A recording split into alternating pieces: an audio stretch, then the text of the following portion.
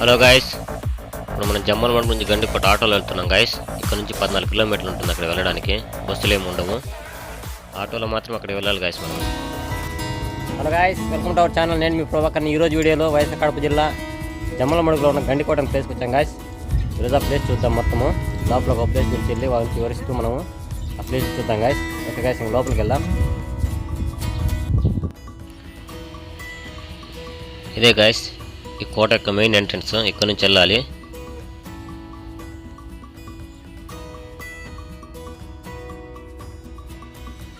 కోటకు సంబంధించి visiting timings ఉన్నాయి గాయస్. ఇక్కడ మార్నింగ్ 8 నుంచి ఈవినింగ్ 6 వరకు అంట.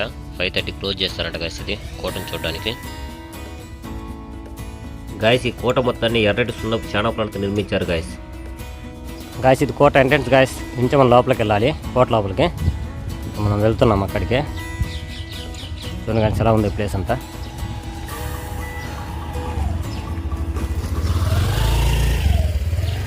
కోటకు రక్షణగా అది ఎత్తైన ప్రాకారంని కోట చుట్టూ నిర్మించారు గాయస్. దాదాపు 30 నుంచి 40 అడుగులు ఎత్తు ఉంటుంది కోటకి చుట్టూ. ఆ కాలంలో గండికోట విజయనగర సామ్రాజ్య కాలంలో ఉదయగిరి మండలంలోని ఒక సీమ రాజధానిగా ఉండేది ఫ్రెండ్స్.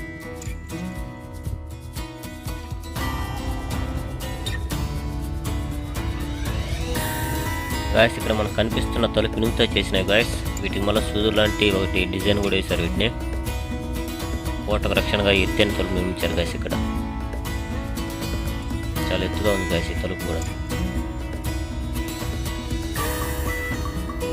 ఈ కోట మొత్తం దాదాపు 7 కిలోమీటర్లు ఉందంట ఫ్రెండ్స్.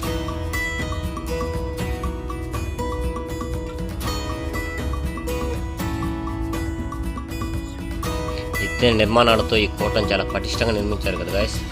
చూస్తుంటే చాలా ఎత్తుగా ఉంది ఇక్కడ కోట కూడా.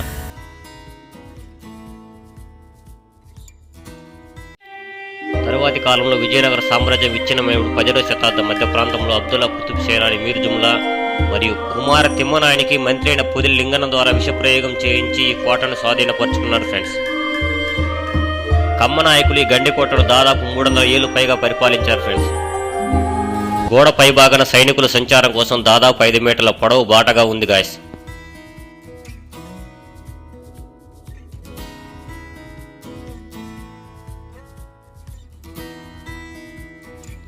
వీరి పాలనలో గ్రామాలు 3 విధాలుగా విభజించారు గాయస్. ఒకటి బండారు, అమర, మాన్య విభాగాలుగా విభజించారు ఫ్రెండ్స్. ఇక్కడ మనకు కనిపిస్తున్న ఎత్తైన భవనము హైదరాబాద్లో ఉన్న చార్మినార్ పోలి ఉంది గాయస్. దాన్ని చూసి దీన్ని కట్టారేమో, అలాగే ఉంది గాయస్. ఇక్కడ విశేషం ఏంటంటే ఆ గండికోట గ్రామం అనేది ఆ కోట మధ్యలో ఉంటుంది గాయస్. అలాగే ఇక్కడ నిర్మించిన కోటను మసీదు మరియు దేవాలయాలు ముస్లింలు మరియు హిందువుల మధ్య మంచి సోదరభావాన్ని తెలియజేసే విధంగా ఉన్నాయి ఫ్రెండ్స్. ఇప్పుడు మనం ఈ గ్రామంలోంచి కోట దగ్గర వెళ్దాం గాయస్. అక్కడ ఏమేమి ప్లేస్లు ఉన్నాయో అన్నీ చూద్దాం ఒక్కొక్కటి. ఫ్రెండ్స్ ఈ కోటలో మనం చూడవలసిన ప్లేసెస్ సంబంధించి ఇక్కడ ఒక బోర్డు వేస్తున్నా ఫ్రెండ్స్. ఏమేమి చూడాలో చూద్దాం ఫ్రెండ్స్. ఇప్పుడు జుమ్మా మసీదు, ధాన్యాగారము, రంగనాథ స్వామి ఆలయము, పెన్నాలో ఏంటి గాయస్. 4 విజిట్ చేద్దాం ఇప్పుడు మనం లోపలికి వెళ్ళి.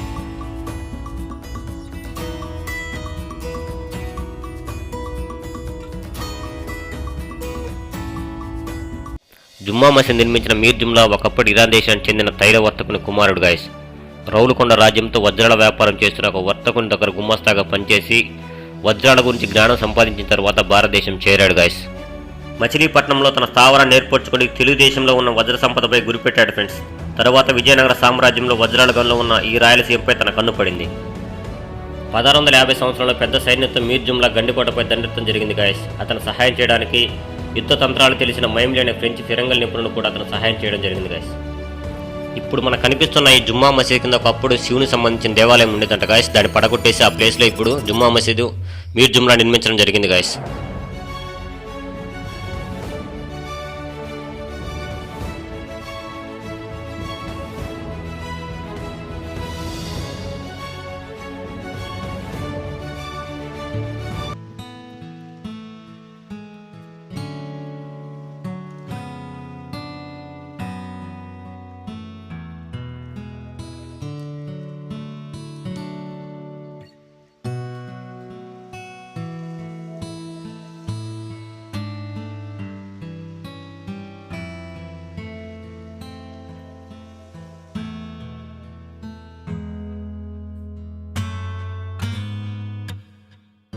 మసీద్ లోపల డిజైన్ మటుకు చాలా అద్భుతంగా వేశారు గాయస్ ఇక్కడ ఆ కాలంలో.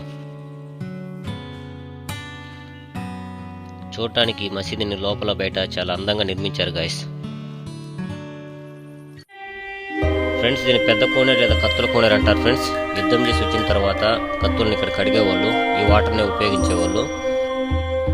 మొన్నటి వరకు కూడా ఈ కోనేరు నీళ్ళు అందరూ తాగేవారు ఫ్రెండ్స్, ఈ గ్రామం వాళ్ళు. కానీ కొన్ని రోజులుగా అక్కడ ఒక పిల్లోడైన కూడా బావిలో పడి చనిపోయాడంట, అందుకని వాటర్ తాగడం లేదు.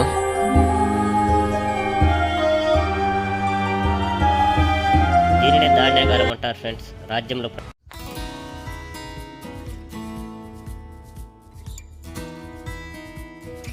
మనం ఇంకా కొంచెం ముందుకు వెళ్దాం గాయస్. ఇంకా టెంపుల్స్ అయినాయి కదా చూడడానికి.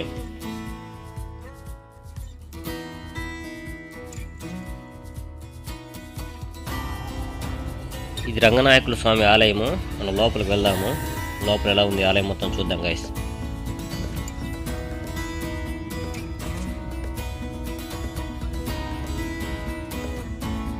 ఇక్కడ మనకు కనిపిస్తున్న ప్రతి ఆలయం కూడా పడిపోయే స్థితిలో ఉంది గాయస్. రాళ్ళని పడిపోయాయి. ఆలయం మొత్తం శిథిలావస్థలకు అయిపోతుంది గాయస్. ఈ కోట పరిసర ప్రాంతాల్లో దాదాపు 20 దేవాలయాలు నిర్మించారు ఫ్రెండ్స్. ఇక్కడ నిర్మించిన ప్రతి దేవాలయం కూడా సుమారు 4 ఎకరాల్లో ప్రతి దేవాలయం నిర్మించడం జరిగింది గాయస్. ఫ్రెండ్స్, ఇక్కడ ఒక వార్నింగ్కి సంబంధించి ఒక బోర్డు వేస్తున్నారు ఫ్రెండ్స్. ఎందుకంటే మనం ఇప్పుడు వెళ్ళే లోయ చాలా పెద్దగా లోతుగా ఉంటుంది. లోపల దిగడం కానీ ఎక్కడం కానీ చేయకూడదని. మనం ఇప్పుడు ఆ ప్లేస్కి వెళ్దాం గాయస్.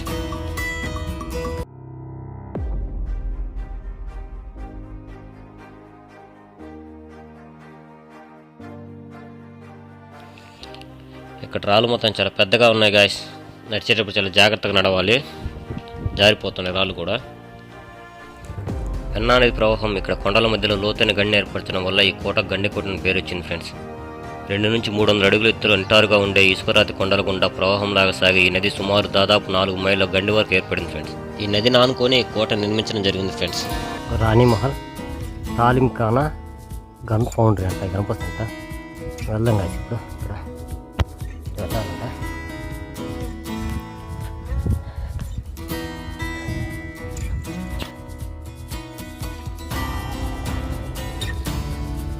తాలిం ఖానా అంటే ఇది అనుకుంటా గైస్. లోపలికి వెళ్దాము. గేట్స్ అన్నీ ఓపెన్ చేస్తున్నారు లోపల ఎలా ఉందో చూడడానికి. ఇక్కడ కూడా గేట్ అనేది క్లోజ్ చేస్తున్నారు గాయస్. లోపలికి వెళ్ళడానికి లేదు. బయట నుంచి చూద్దాం లోపల ఎలా ఉందో. మనం ఇంకా కొంచెం ముందుకెళ్ళినైతే గన్ ఫౌండరీ వస్తుంది గాయస్. దాని కూడా ఎలా ఉందో చూద్దాం మనము.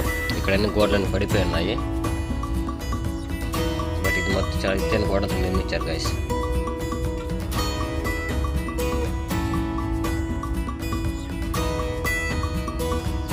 ఇదే రాణి మహల్ గాయస్. చూడండి ఎలా ఉందో. చాలా బాగా కట్టారు కదా, కానీ మొత్తం పడిపోయింది ఇప్పుడు. ఈ రాణి మహల్లోనే రాతితో చేసిన ఒక ఉయ్యాల కూడా ఉందంట గాయస్.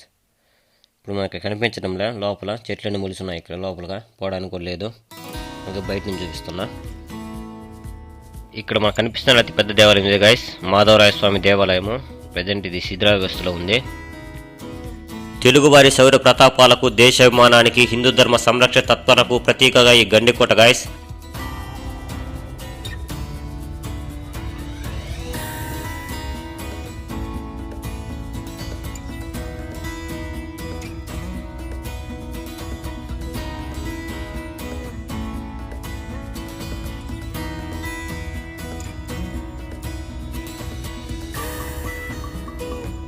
విజయనగర సామ్రాజ్య కాలంలో ఈ గుళ్ళు అనేవి చాలా అభివృద్ధి చేశారు గాయస్. వీటి మీద కనిపిస్తున్న శిలలు కూడా చాలా బాగా చెక్కారు గాయస్. ప్రతి బండ పైన శిలలు చెక్కడం జరిగింది. గుడి మొత్తం కూడా 4 ఎకరాలు ఉంటుంది గాయస్. అతి పెద్ద గుడి ఇదే. గుడి లోపల కూడా 3 చిన్న చిన్న గుళ్ళు ఉన్నాయి. గర్భగుడి ఒకటి, చిన్న చిన్న మండపాలు.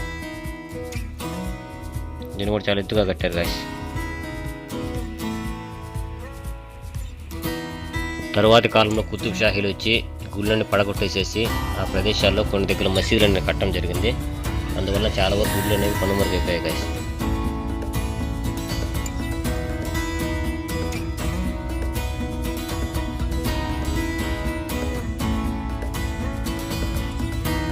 ఇక్కడ మనకు కనిపిస్తున్న రంగనాథ ఆలయం 15వ శతాబ్ద కాలంలో విజయనగర రాజు నిర్మించడం జరిగింది గాయస్.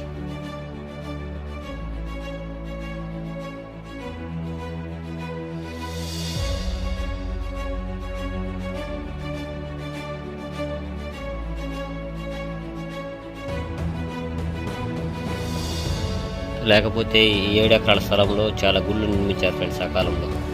ఈ కోట చుట్టూ దాదాపు 40 బురుజులు నిర్మించడం జరిగింది ఫ్రెండ్స్.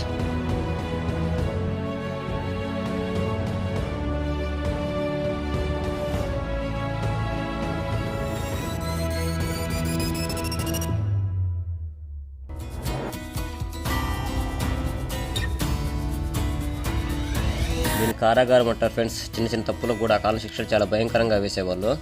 దొంగతనానికి పాల్పడితే కాళ్ళు చేతులు నరకడం, ఇంకా రాజద్రోహాన్ని పాల్పడినట్లయితే కళ్ళు పీకేసి ఇనుప మేకలతో పొడిచి చంపేవారంట ఫ్రెండ్స్. ఆ కాలంలో శిక్షలు అనేవి చాలా భయంకరంగా ఉండేవి.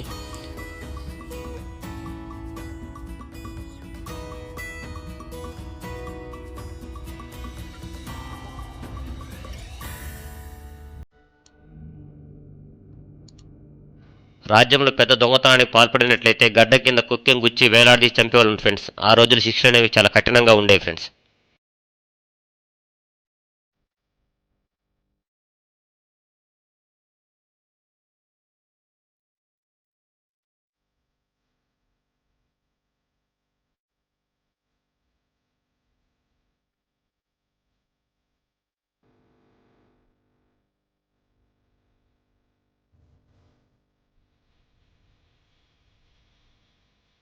పైన 2 రంధ్రాలు మాత్రమే ఉన్నాయి ఫ్రెండ్స్ వెలుతురు కోసం. మనం చూడడానికి ఎంత భయంకరంగా ఉందంటే ఆ రోజుల్లో శిక్షణ ఎంత భయంకరంగా ఉండే మనకు అర్థం చేసుకోవచ్చు ఫ్రెండ్స్.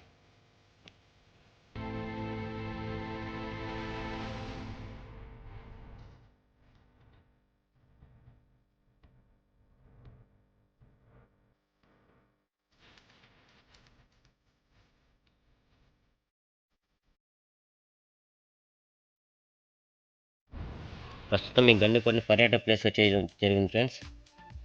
ఇక్కడికి వచ్చిన టూరిస్టుల కోసం రూమ్స్ కూడా ఏర్పాటు చేశారు. రెస్టారెంట్స్, హోటల్స్ కూడా ఉన్నాయి. నైట్కి స్టే అవ్వచ్చు కావాలనుకుంటే. ప్రజెంట్ వచ్చి ట్రెక్కింగ్ అయిన ఆపేస్తున్నారు ఫ్రెండ్స్, ఎండలు ఎక్కువగా ఉన్నాయని.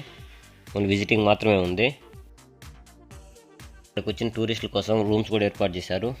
రెస్టారెంట్స్, హోటల్స్ కూడా ఉన్నాయి. నైట్కి స్టే అవ్వచ్చు కావాలనుకుంటే. హలో గాయ్స్, ఈ వీడియో మీకు నచ్చినట్లయితే లైక్ చేయండి, షేర్ చేయండి. మరిన్ని ఇంట్రెస్టింగ్ వీడియోస్ కోసం మన ఛానల్ సబ్స్క్రైబ్ చేయండి. Okay guys, bye.